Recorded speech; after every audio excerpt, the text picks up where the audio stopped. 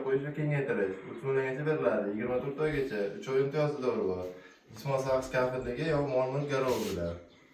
Kerak bo'lgan hujjatlar pasport, ID karta, o'z-o'zini band qilganlik guvohnomasi, ijtimoiy soliqqa tortilganlik to'g'risida ma'lumotnoma, moliyaviy ko'mak kreditimiz ommabop.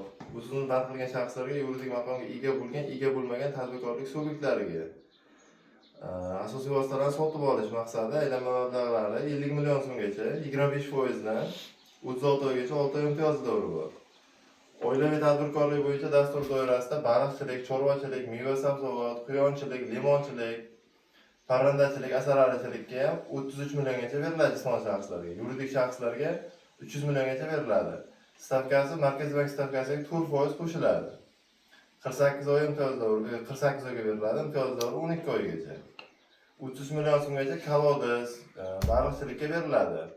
Istinso tariqasida yer maydoni 10 sotixdan ortiq bo'lgan yerlarga, ijarachilarga 50 million so'mgacha garovsiz beriladi. 10 sotiqda ichida ixchamgina parnak yoki baliqxona qilganlarga 100 million so'mgacha garovsiz beriladi.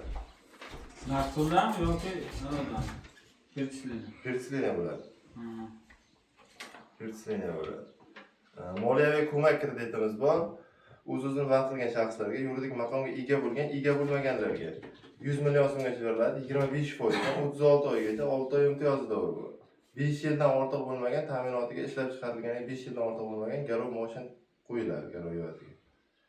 Kichik biznes o'z-o'zini qo'llab-quvvatlash dasturida PX 312 doirasida 1 yil kamida bo'lgan 1 yil davomida ish faoliyati yurg'izgan kichik tadbirkorlik subyektlari loyihani amalga oshirish, aylanma mablag'larni to'ldirish uchun kredit miqdori 300 million so'mgacha, 100 million so'mgacha garovsiz beriladi 20% dan.